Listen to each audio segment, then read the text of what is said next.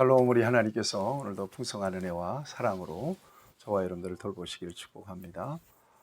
오늘 하나님께서 우리에게 주시는 말씀은 창세기 제32장 1절에서 12절까지 있는 말씀입니다. 믿음이라고 하는 것은 하나님을 온전하게 신뢰하는 것입니다. 우리 하나님 눈에 보이지 않지만 언제나 우리와 함께 계십니다. 임마누엘, 하나님이 언제나 우리와 함께 계십니다. 함께 계셔서 우리를 돌보시죠. 우리의 모든 필요를 아십니다. 너희 천부께서 너희가 필요한 모든 것들을 아시느니라. 여러분, 창세기 1장에서 그 아담을 만드시고 아담이 외롭게 보이니까 깊이 잠들게 하시고 하와를 만드시는 장면에서는 큰 감동을 받았어요.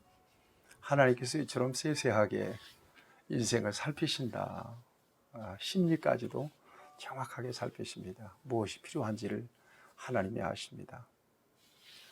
따라서 하나님을 의지하는 사람은 어떤 순간, 어떤 상황 속에서라도 낙심하거나 절망하지는 않습니다. 다 길이 있기 때문에 그렇습니다. 하나님은 길을 만들어 놓으시고 열어 놓으시고 우리를 인도하시지 막다른 길로 우리를 인도하시지는 않습니다. 그리스도인들의 고난이라고 하는 것은 동굴이 아니에요. 터널이에요. 동굴은 들어갈수록 답답해져요. 그리고 출구가 없어요. 터널은 지나갈수록 깊어질수록 출구가 가깝죠. 환한 세상이 열리잖아요. 여러분, 그런 의미에서 예수 믿는 저와 여러분들이 어떤 상황 속에서라도 주님 바라보고 또 주님 의지하고 또 주님께 수고하고 무거운 모든 짐들을 다 맡겨드리고 주께서 주시는 평강을 누릴 수 있어야 될 것입니다. 그런 차원에서 똑같은 어려움을 만나는데 그 어려움을 견뎌내는 강도는 불신자들이 믿는 사람들을 쫓아올 수는 없습니다. 불신자들은 자기 능력껏 해결하려고 최선을 다하다가 안 되면 절망해버리고 말잖아요. 우리는요, 죽는 순간까지 예수 의지합니다. 여러분, 이 믿음 굳게 가지고 남은 여러분들의 인생 승리하시기를 축복합니다. 오늘 길리앗을 떠난 이 야곱과 그 일행이 하나님의 군대를 만나요. 마하나임, 하나님의 군대가 야곱을 만나 주십니다. 1절 말씀 볼래요? 야곱이 길을 가는데 하나님의 사자들이 그를 만난지라. 야곱이 그들을 볼 때 이르기를 이는 하나님의 군대라 하고 그 땅 이름을 마하나임이라 하였더라 그랬습니다. 마하나임이라고 하는 말은 하나님의 군대라는 그런 의미거든요. 굉장히 지금 라반을 만나고 라반과 헤어져서 미스바 조약을 체결하고 이제 헤어져서 계속해서 고향으로 가는 길에 하나님의 군대를 또 만난 거예요. 여러분, 생각해 보면 야곱이 고향에서 바다나람으로 가는 도중에 베델의 하나님을 만나잖아요. 여긴 또 돌아가는 중에 마하나임 군대의 하나님을 만납니다. 여러분, 이걸 어떻게 여러분들이 믿음으로 받아들여야 될까요?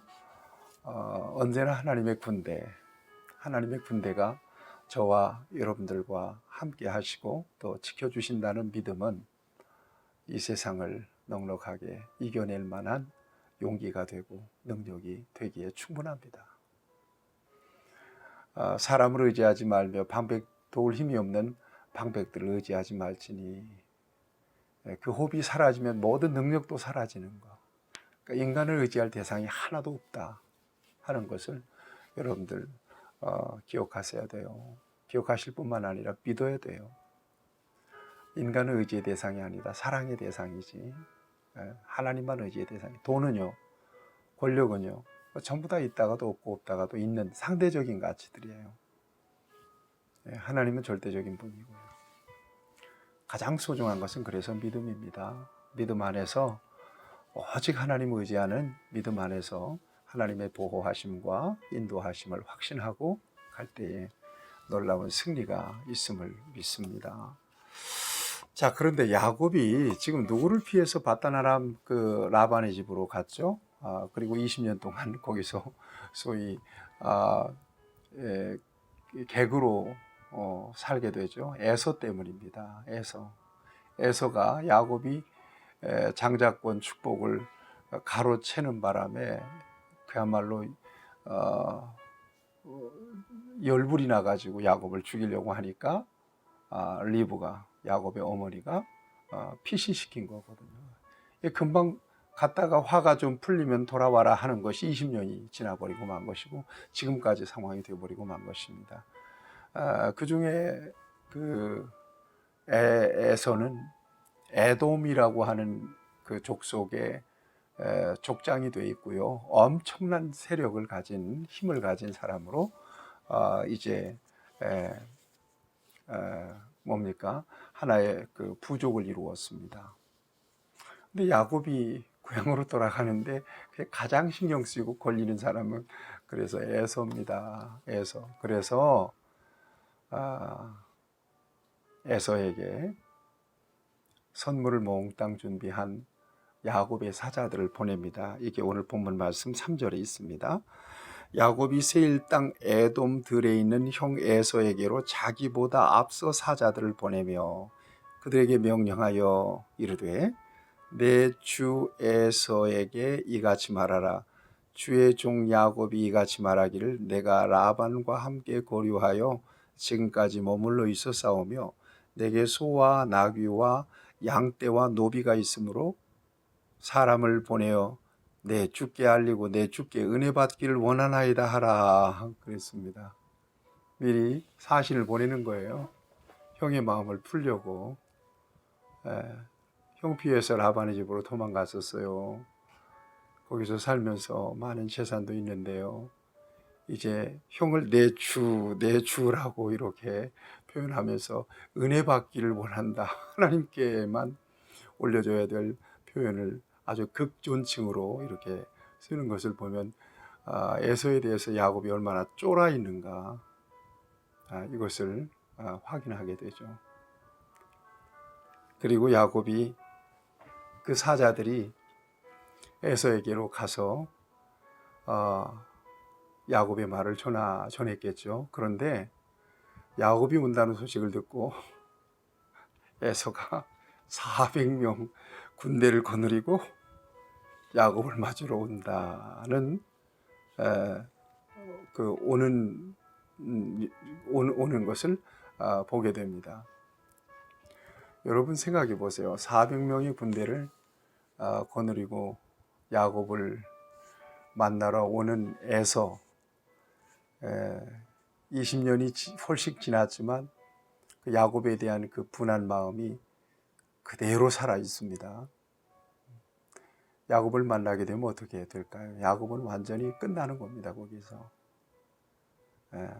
이 얘기를 듣고 야곱이 여러분 심히 7절에 보세요. 심히 두렵고 답답하여 자기와 함께한 동행자와 양과 소와 양떼 낙타를 두 떼로 나누죠. 너무나 두렵고 답답한 거예요. 어떻게 해결 방법도 없고 그래서 두 떼로 나눕니다. 짐승들을 또 함께 하는 사람들을 두 떼로 딱딱딱 나눕니다. 그래서 한 떼를 치면 한 떼는 남겠지. 그리고는 또 이때 야곱이 갈급한 마음으로 하나님을 찾습니다. 여러분 내가 할 수 있는 도리는 다 하고 그리고 하나님을 찾는 거 이게 올바른 신앙입니다. 여러분 기억하시면 나는 내가 할 수 있는 거 하나도 손가락 하나 까딱 움직이지 않고 하나님 다 해주세요. 마치 수험생이 공부는 하나도 안 하고 하나님 내게 지혜 주셔서 100점 맞게 해주세요. 그거 아니에요. 감나무 밑에서 감 떨어지기를 기다리는 마음으로 입만 벌리고 있는 것은 그것은 올바른 신앙이 아닙니다. 하나님이 주신 지혜와 능력으로 내가 할 수 있는 도리를 다 하는 거죠. 그리고 하나님의 도우심을 기대하고 하나님을 의지하는 것입니다. 자, 이렇게 두 대로 나눠놓고 하나님을 찾는데 얼마나 절박하게 하나님을 찾는지 몰라요. 9절 말씀입니다. 야곱이 또 이르되 내 조부 아브라함의 하나님, 내 아버지 이삭의 하나님 여호와여, 주께서 전에 내게 명령하시기를 고향 네 족속으로 돌아가라, 내가 내게 은혜를 베풀리라 하여 하셨나이다. 전에 말하기를 그랬어요. 물론 베델에서의 약속도 있고요. 그 다음에 라반과 그 라반의 집에서 라반이 안색이 안 좋을 때 하나님께서 나타나서 고향으로 돌아가라 그랬잖아요. 함께 하신다고 그 언약을 떠올리는 거예요. 여러분, 우리가 궁극적으로 어려움이 생기면 하나님을 찾고 하나님의 약속을 붙들려고 애를 쓰죠. 하나님 말씀해 주세요. 약속 이루어 주세요. 야곱도 똑같아요. 여러분, 궁극적으로 어려움 속에서 우리가 떠올리고 붙잡아야 될 것은 무엇밖에 없다? 언약밖에 없어요. 약속밖에 없어요. 말씀드렸잖아요. 누구도 의지할 대상이 없다니까요, 세상에. 누가 있으세요, 여러분들은? 전 없어요. 사람? 없어요. 돈? 명예? 권세? 이건 아무것도 아니에요. 자식? 아니에요. 자식도 품 안의 자식이라는 말이 있듯이 자식도 내 의지의 대상은 아닙니다. 하나님은 나를 떠나지 않으시고 나를 버리지 않으세요. 내가 혼자 있을 때도 하나님을 부를 수 있고 하나님과 교제할 수 있으니까 나는 혼자가 아니에요. 내가 위험을 만날지라도 내 힘으로 해결할 수 없는 그 문제 하나님께서 돌보아 주심으로 해결해 주심을 나는 믿기 때문에 그 일로 인하여 내가 낙심하거나 절망하지는 않아요. 궁극적으로 나의 도움은 하나님밖에 없어요. 너는 범사의 그를 인정하라. 하나님께서 말씀하세요. 환난 날에 나를 부르라. 내가 너를 건지리. 네가 나를 영화롭게 하리로다. 하나님을 찾고 부를 때 하나님께서는 넉넉한 은혜로 함께 해주시고 또 돌보아 주시고 위험에서 막아주시는 거예요. 10절 말씀을 보세요. 나는 주께서 주의 종에게 베푸신 모든 은총과 진실하심을 조금도 감당할 수 없사오나 내가 내 지팡이만 가지고 이 요단을 건넜더니 지금은 두 때나 이루었나이다. 굉장히 가난해진 마음. 야곱의 이름이 어떤 거예요? 야곱은 야비한 사람이에요. 속이는 자. 형의 발뒤꿈치를 잡고 나와가지고 속이는 자야. 라반의 집에서도 그 꾀를 낸 거 보세요. 그러니까 뭔가 인간적인 어떤 노력, 인간적인 방법들을 다 동원할 수 있어서 뭔가 정말 아주 꾀돌이, 약삭 빠른 사람.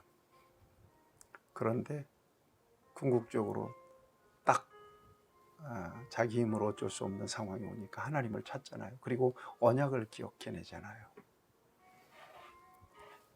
이 말씀이 우리에게 주는 도전이 어떤 거예요? 오늘 저와 여러분들도 마찬가지란 얘기예요. 상황은 똑같아요. 우리는 에서보다도 더 무서운 대적들, 더 우리를 도전하는 대적들, 또한 장애물들이 너무나 많잖아요. 누구를 불러야 돼요? 여기 이 야곱이 얼마나 급했으면 할아버지, 여기 보니까 할아버지 아브라함의 하나님, 그리고 아버지 이삭의 하나님 찾잖아요. 정말 하나님을 찾는 게 지혜입니다. 하나님을 찾으면 하나님이 도움을 주십니다. 그리고 이렇게 얘기합니다. 그의 마음을 그대로 하나님께 쏟아내요. 내가 주께 간구하오니 내 형의 손에서 에서의 손에서 나를 건져내시옵소서. 내가 그를 두려워함은 그가 나와 내 처자들을 칠까 겁이 나기 때문입니다. 주께서 말씀하시기를 내가 은혜를 받으니 내가 반드시 내게 은혜를 베풀어 내 씨로 바다에 셀 수 없는 모래와 같이 많게 하리라 하셨나이다. 이것은 일찍이 야곱을 통해서 하나님이 약속하신 바인데 그 언약을 하나님께서 기억해내잖아요. 하나님은 신실하신 하나님이라고 하는 분명한 믿음이 야곱에게 있었기 때문에 이런 곤란한 환란 속에서 절망적인 상황 속에서 그를 구원해 주실 분은 하나님밖에 없다는 사실을 분명하게 이 기도를 통해서 고백하는 것을 볼 수가 있습니다. 언약입니다. 정말 우리의 인생이 광야를 돌고 어떤 코너에 몰렸다. 이 상황 속에서 하나님 바라시는 것은 뭘까? 전적으로 항복하고 하나님의 이름을 부르고 의지하고 하나님께서 주신 언약을 붙들게 하기 위한 하나님의 목적이 있다는 것을 저와 여러분들이 놓쳐서는 안 될 것입니다. 어떻게 되겠습니까? 여러분 이제 보겠습니다마는 이런 어려움들이 오히려 야곱에게 엄청난 축복의 기회가 되는 것을 볼 수가 있습니다. 여러분 믿음 안에서 하나님께서 저와 여러분들에게 주시는 풍성한 은혜를 누리세요. 그리고 전적으로 하나님 신뢰하면 하나님 버리지 않고 또 하나님 의지하고 신뢰하는 그 사람은 결코 실패하지 않습니다. 하나님의 도우심은 하나님을 찾는 자들에게 언제나 풍성하게 은혜로 베풀어 주신다는 것을 저와 여러분들이 기억하시면서 어둠 속에서 두려움 속에서 낙심하지 않고 하나님의 언약을 기억하며 하나님을 믿음으로 붙들고 기도하는 저와 여러분들이 되어야 할 것입니다. 좋으신 아버지 하나님, 주 예수 그리스도 안에서 우리를 불러내셨으며 우리의 아버지가 되시오니 어떤 순간이라도 우리를 도우실 분이 아버지 하나님밖에 없음을 기억하며 하나님만 의지할 수 있게 해주시고 아버지 하나님을 의지하며 기도할 때에 선명하게 하나님께서 들려주시는 언약의 말씀이 우리 귓전에 우리의 신비에 새겨지는 말씀 되어서 그 말씀 붙잡고 용기를 얻고 위로를 얻고 새 힘을 얻는 우리 귀한 성도들이 되게 해 복을 내려 주옵소서. 예수님의 이름으로 기도하옵나이다. 아멘. 여러분 축복합니다.